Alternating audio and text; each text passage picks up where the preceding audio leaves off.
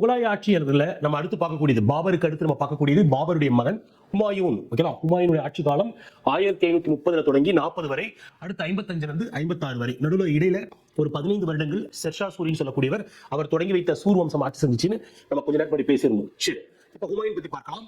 ஹுமாயூன் அப்படின்னா அந்த பெயருக்கு என்ன பொருள் கேட்டீங்கன்னா ஃபார்ச்சுனேட் அப்படின்னு சொல்றாங்க, இல்ல ஃபார்ச்சூன், அதிர்ஷ்டம் என்று பொருள். ஓகேங்களா?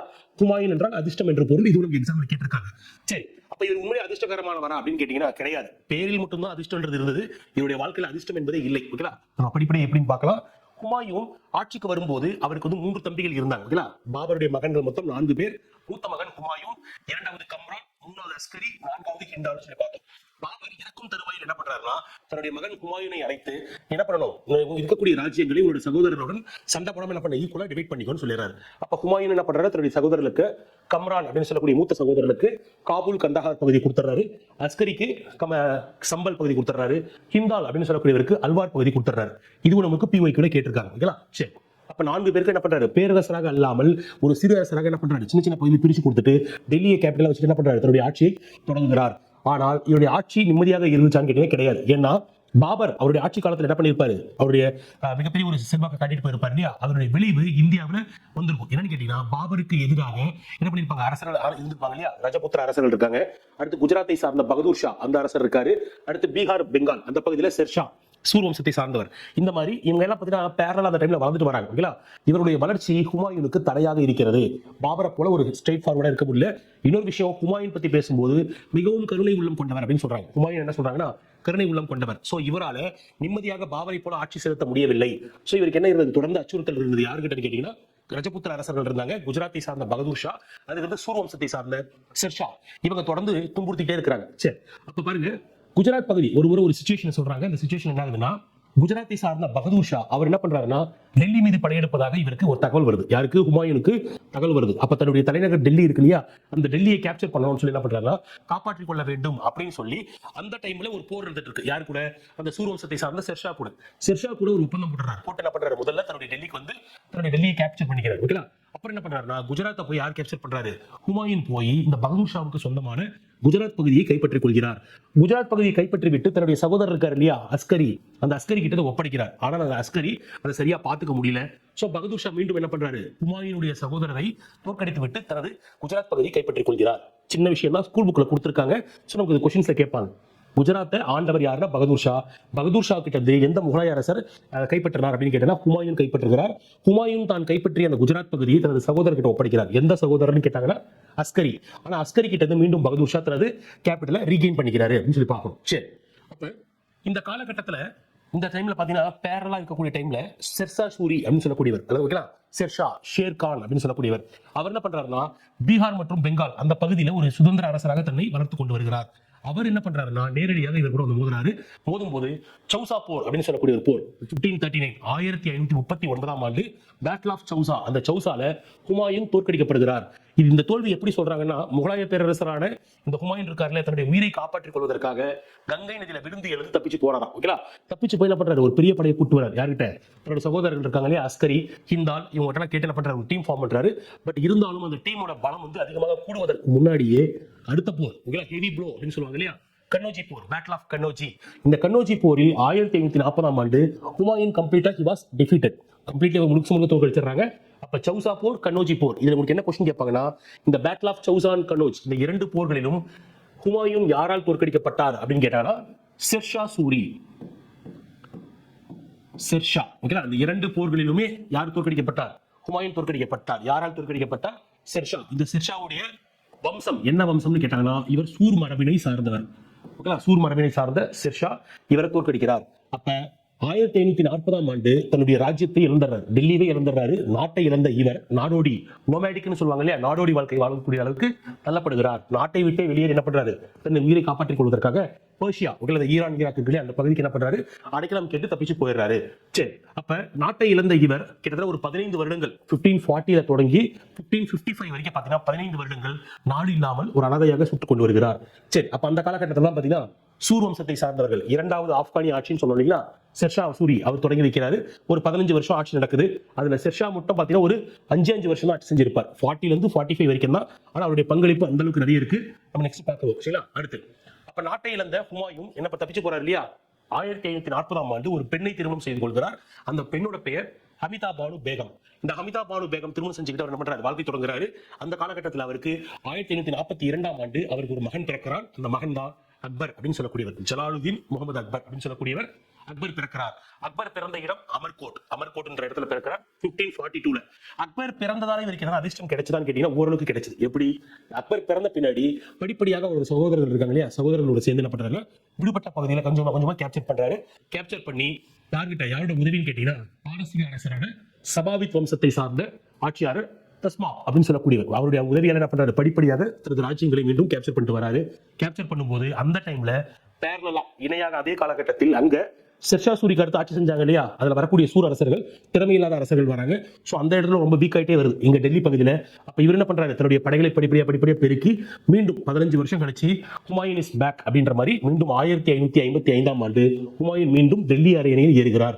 இப்ப பாருங்க, அவர் கஷ்டப்பட்டு 15 வருஷம் கழிச்சு ஆட்சிக்கு வந்தார் இல்லையா, அது நிலையாக இருந்ததாக கேட்டீங்கன்னா இங்கதான் சிக்கல். என்னாச்சுன்னா 1556ஆம் ஆண்டு ஜனவரி மாதம் 27ஆம் தேதி அவர் தனது சொந்த நூலகத்தில் இருக்கக்கூடிய படிக்கட்டுகளில் தவறி விழுந்து இறந்து விடுகிறார். அப்ப நான் சொன்னீங்களா ஆரம்பத்தில் அதிர்ஷ்டம் இல்லாதவர், அப்ப ஆரம்பத்தில் ஆட்சிக்கு வரும்போதே பேரரசராக இல்லாமல் தனது ராஜ்யங்களை பிரிச்சு கொடுக்கிற நிலைமைக்கு தள்ளப்பட்டார். சரி, ஆட்சியாவது நிம்மதியாக செய்ய முடிஞ்சான்னு கேட்டீங்கன்னா தொடர்ந்து அச்சுறுத்தல்கள் இருந்துட்டே இருந்துச்சு. 10 வருஷத்துல ராஜ்யத்தை இழந்தார். அவன் ராஜ்யத்தை இழந்து நாடோடியாக மாறினார். நாடோடியாக இருந்து திருமணம் செய்து குழந்தை பெற்றாரு. அதுக்கடுத்து பாத்தீங்கன்னா ஆட்சி தொடங்குச்சா அப்படின்னு கேட்டீங்கன்னா ரொம்ப கஷ்டப்பட்டு தான் மீண்டும் ஆட்சியில் உட்கார்ந்தாரு. ஆனா உட்கார்ந்து அந்த ஆட்சி வந்து நீண்ட காலம் நிலைக்கவில்லை, உடனே டிஸ்கண்டினியூ ஆயிடுச்சு. Unfortunately he died in his library steps. அப்ப இது என்ன சொல்றாங்கன்னா, ஹிஸ்டரி வரலாற்று அறிஞர் ஸ்டான்லி லேண்ட்பூல் அப்படின்ற என்ன சொல்றாருன்னா, வாழ்க்கையில் அவ்வப்போது தடுமாறிய ஹுமாயூன் வாழ்க்கையிலேயே தடுமாறினார். ஓகேங்களா அப்படின்னு சொல்றாரு ஸ்டான்லி லேண்ட்பூல் அப்படின்னு சொல்லக்கூடியவர். இவருடைய ஹுமாயூனுடைய வாழ்க்கை வரலாறு இவ்வாறு விவரிக்கிறார். சரி, ஹுமாயூன் பத்தி ஒரு சின்ன ஷார்ட் டெஸ்கிரிப்ஷன். ஹுமாயூன் ஒரு சிறந்த படை தளபதியோ அல்லது போர் வீரராகவோ இல்லை. ஓகேங்களா, பட் இருந்தாலும் ஒரு கருணை கொண்ட ஒரு நல்ல மனிதன் சொல்றாங்க. அப்ப ஹுமாயூன் மிகுந்த கருணை கொண்ட ஒரு அரசர். இவருடைய மகன் இருக்கார் இல்லையா அக்பர், அக்பரும் பார்த்தீங்கன்னா இவர் மாதிரி தான் இருந்திருப்பாரு. அடுத்து மிகச்சிறந்த கல்விமான், நன்கு படித்தவராக இருந்திருக்காரு. கணிதம், வானவியல், ஆஸ்ட்ராலஜி, ஜோதிடம், ஆஸ்ட்ராலஜி, ஆஸ்ட்ரானமி, மேத்தமெட்டிக்ஸ் இதெல்லாம் பார்த்தீங்கன்னா அவருடைய எக்ஸ்பர்ட் சப்ஜெக்டா இருந்திருக்குது. அதுக்கடுத்து ஓவியக்கலை, ஹீஸ் அன் ஆர்டிஸ்ட், ஓவியக்கலை வரையக்கூடியவர், ஓவியக்கலை தெரிந்தவர். பாரசீக மொழியில் நிறைய போயம்ஸ் எழுதியிருக்காரு. இது நமக்கு எக்ஸாம்ஸா கொஸ்டினா கேட்டிருப்பாங்க. ஓகேங்களா, எந்த முகலாய அரசர் பாரசீக மொழியில் போயம்ஸ் எழுதியிருக்காருன்னு கேட்டிருப்பாங்க. ஹுமாயூன் அப்ப நன்கு படித்தவர், பட் இருந்தாலும் ஏட்டு சுரக்காய் கறிக்கு உதவாதுன்னு சொல்லுவாங்களே, அது போலவே மிகச்சிறந்த ஆட்சியாளராக தன்னை காட்டிக்கொள்ள முடியவில்லை. சரி, வேற என்ன செஞ்சிருப்பாருன்னா, ஹுமாயூன் பத்தி பேசும்போது ஹுமாயூன் வேற என்னென்ன விஷயங்கள்லாம் நமக்கு எக்ஸாம்ஸ்ல கொஸ்டின்ஸ் கேட்டிருக்காங்கன்னா, ஹுமாயூனால் உருவாக்கப்பட்ட ஒரு நகரத்தின் பெயர் தீன்பானா நகரம். தீன்பானா என்னும் நகரத்தை இவர் யமுனை நதிக்கரையில் உருவாக்கினார். தீன்பானா நகரம் உங்களுக்கு நிறைய எக்ஸாம் கொஸ்டின் கேட்டிருப்பாங்க. அடுத்து ஹுமாயூன் நன்கு படித்தவர், எனினும் அவர் தனது வாழ்க்கை வரலாறு சுயசரிதை இருக்கிற ஆட்டோபயோகிராஃபி எழுதுவதற்கு முன்னாடி அவர் இறந்துறாரு. ஸோ அவருடைய வாழ்க்கை வரலாறை தொகுத்தவர் யாருன்னு கேட்டீங்கன்னா குல்பத்தான் பேகம். எந்த பெயர்லனா ஹுமாயூன் நாமா. நம்ம ஏற்கனவே பேசிட்டோம், பாபர் மட்டும்தான் அவருடைய வாழ்க்கை வரலாறு சுயசரிதையை துருக்கிய மொழியில் எழுதியிருப்பார். எல்லாருமே பாரசீக மொழியில் தான் இருக்கும். அப்ப ஹுமாயூன் நாமா பாரசீக மொழியில் எழுதப்பட்டது.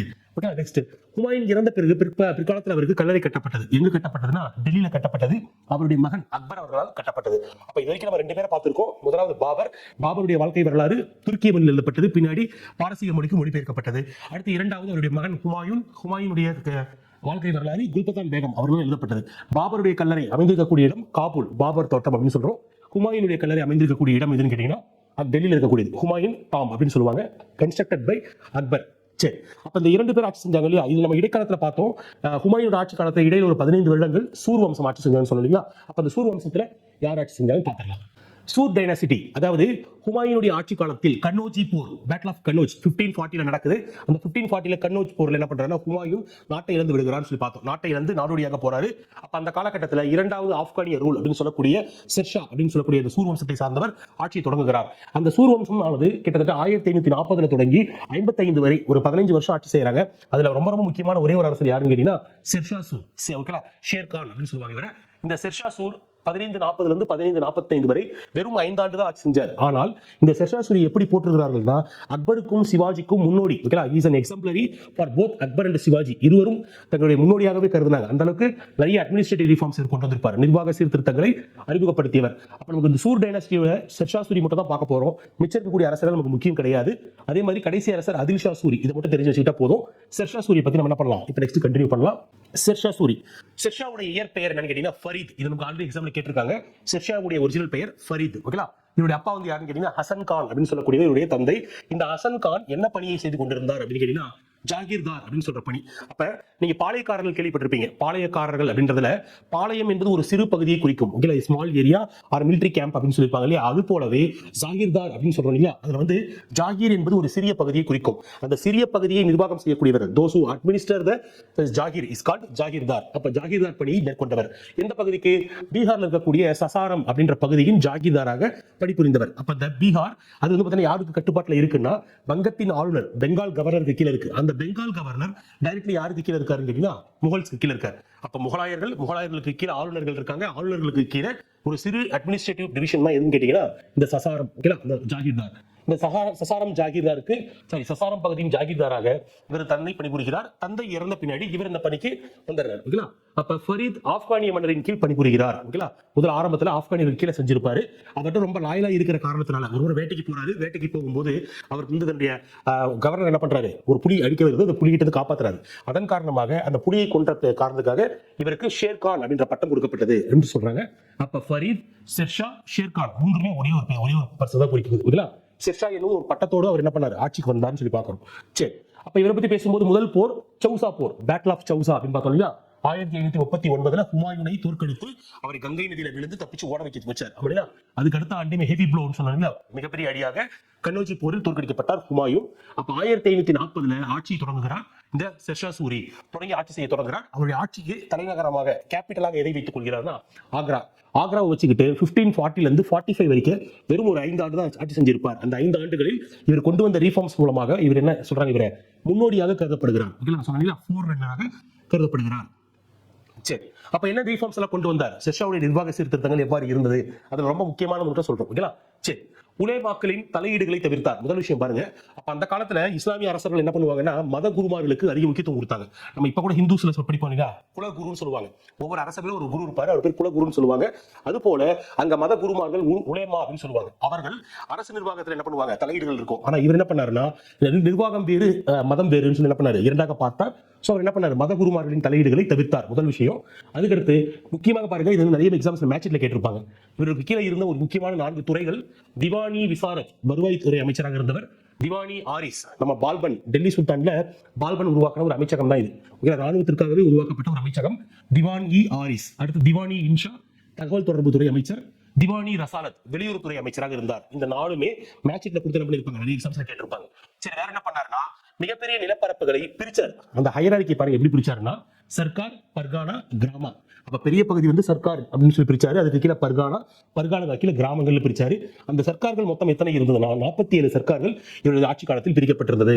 அதுக்கடுத்து நிலங்கள் முதல் முறையாக ஓகேங்களா நீண்ட காலத்துக்கு அப்புறம் நிலங்கள் ப்ராப்பராக அளவீடு செய்யப்பட்டு நிலத்தின் தரத்திற்கு ஏற்ப வரிகள் விதிக்கப்பட்டது. So land was measured for the first time. இவர் தான் இன்ட்ரோடியூஸ் பண்ணாரு. பேஸ்ட் ஆன் த லேண்டுடைய கெப்பாசிட்டி பொறுத்து என்ன பண்ணாங்க, லேண்ட் டாக்ஸ் வந்து ஃபிக்ஸ் பண்ணாங்க. அந்த நிலவரி செலுத்துறாங்க இல்லையா, அந்த நிலவரி செலுத்தியவர்களுக்கு அந்த செலுத்திய நிலவரிக்கு கொடுக்கப்பட்ட ஒரு சான்று தான் பட்டா. இன்னைக்கு நம்ம என்ன பண்றோம், டாக்குமெண்டா பயன்படுத்துறோம். அப்ப பட்டான்ற வார்த்தையும் அந்த விஷயத்தை முதல்ல இன்ட்ரோடியூஸ் பண்ணது இவர்தான். அதுக்கடுத்து he introduced ரயத்வாரி சிஸ்டம். நம்ம ரொம்ப ரொம்ப முக்கியமானது. இந்த பிரிட்டிஷ் காலத்துல பாத்தீங்கன்னா ஜமீன்தாரி, மகள்வாரி, ரயத்வாரி அப்படி வந்திருக்கும். அது இந்த ரயத்வாரி பாருங்களேன், இதெல்லாம் இன்ட்ரோடியூஸ் பண்ணிருப்பாரு. விவசாயிகளுக்கு முன்னுரிமை கொடுக்கிறது பேர் தான் ரயத்வாரி. விவசாயிகள் என்ன பண்ணலாம், விருப்பப்பட்டா ஒரே விவசாயம் செய்யலாம், இல்ல அந்த நிலத்தை என்ன பண்ணலாம், குத்தகைக்கு விடலாம். அந்த மாதிரி முழு அதிகாரத்தை விவசாயிகளுக்கு கொடுப்பதுக்கு பேர் தான் ரியோத்வாரி. ரியோத் என்றால் விவசாயி என்று பொருள். அப்ப ரியோத்வாரி முறையை இவர் தான் இன்ட்ரோடியூஸ் பண்றாரு. அதுக்கடுத்து விவசாயிகளுக்கு நில உரிமையாக இந்த பட்டா கொடுக்கப்பட்டது அப்படின்றத பாக்குறோம். அடுத்து பாருங்க, வரி விளைச்சலில் 1/3 பங்கு என்ன பண்ணாரு, வரியா போட்டார் இவரு சொல்லி பாக்குறோம். அதுக்கடுத்து ஷெர்ஷாவுடைய நில சீர்திருத்தத்தை பிற்காலத்தில் அக்பருடைய அமைச்சராக இருக்கக்கூடிய தோடர்மால் தோடர்மால் என்ன பண்றாரு, அதை ஃபாலோ பண்ணாரு. சோ அதன் காரணமாக தான் அக்பரின் முன்னோடி என்று இவர் கருதப்படுகிறார் அப்படின்றதுக்கான காரணத்தை சொல்றாங்க.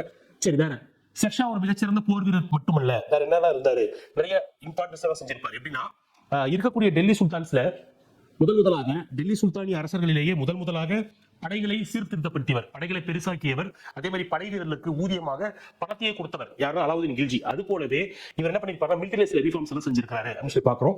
அதுக்கடுத்து ஆப்கானியர்களை உயர் பதவிகளில் அமர்த்துகிறார். இது ஒரு முக்கியமான விஷயம். அடுத்து he introduced the dog system of branding horses. இது ஆக்சுவலி நம்ம எக்ஸாம்ஸ்ல கேட்டிருக்காங்க. குதிரைகளுக்கு சூடு போட்டு அதை வகைப்படுத்துறது. ஃபார் எக்ஸாம்பிள் முதல் தரம், 2ஆம் தரம் வகைப்படுத்துவாங்க இல்லையா, அப்ப அதுக்கு பின்னாடி சூடு வச்சு சீல் வைப்பாங்க. அதுக்கு பேர் டாக் முறை. அதை இன்ட்ரோடியூஸ் பண்ணது யாருன்னா அலாவுதீன் கில்ஜி. அப்ப அதை என்ன பண்ணிருப்பாரு, இவரு அப்படியே ஃபாலோ பண்ணிருப்பாருன்னு சொல்லி பாக்குறோம். அதுக்கடுத்து காலாட்படையில் வீரர்கள் பற்றிய பதிவேட்டினை பராமரித்தார். இதெல்லாம் ஒரு முக்கியமான ரிஃபார்ம்ஸ் தான். சோல்ஜர்ஸை பத்தி personal data work sheet follow பண்ணியிருக்காரு. அதுக்கடுத்து நீதித்துறை சிறப்பாக இருந்தது.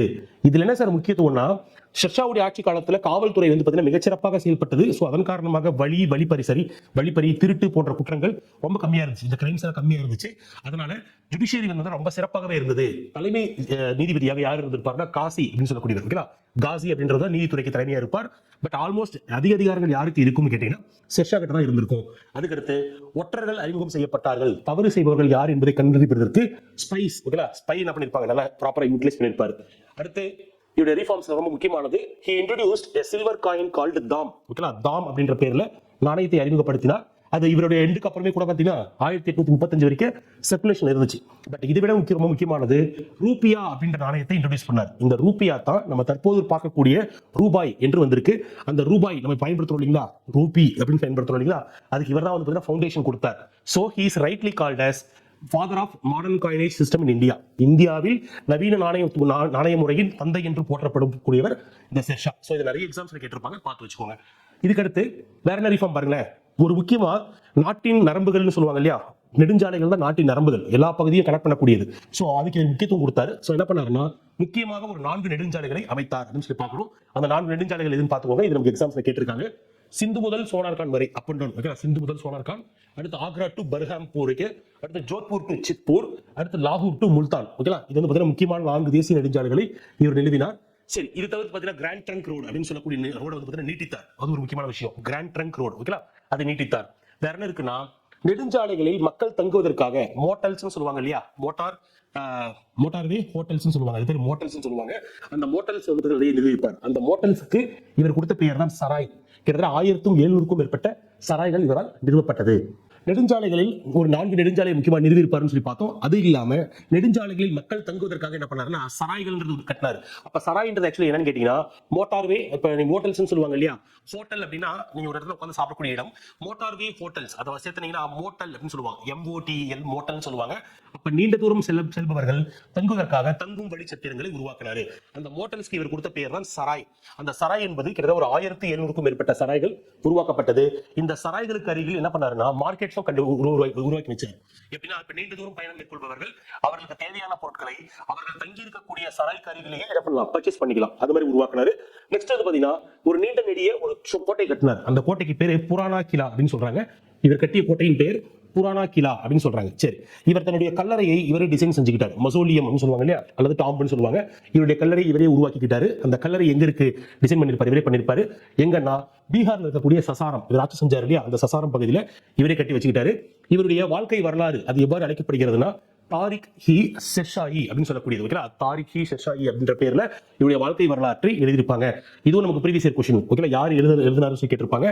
அப்பாஸ் கான் சர்வானி, இவர் தான் பார்த்தீங்கன்னா எழுதியிருப்பார். ஓகேங்களா, அப்ப ஷெர்ஷாவை பத்தி நம்ம ரொம்ப முக்கியமான தகவல்கள் மட்டும் தான் கொடுத்துருக்கிறேன். பட் இந்த தகவல்கள் பத்தாது, இன்னும் கூடுதல் தகவல் படிக்க வேண்டியிருக்கு. பட் இந்த தகவல்கள் எல்லாமே ரொம்ப முக்கியமான தகவல்கள். முதல்ல இதை நீங்க ஸ்ட்ராங்கா படிச்சுக்கோங்க. இதோட PDF நான் கீழே கொடுத்துருக்கேன். ஓகேங்களா, அதை பார்த்துக்கோங்க. நெக்ஸ்ட் பார்ட்ல நம்ம என்ன பண்ண போறோம்னா அக்பருடைய ஆட்சி காலத்துல இருந்து நம்ம கண்டினியூ பண்ணலாம். தேங்க்யூ.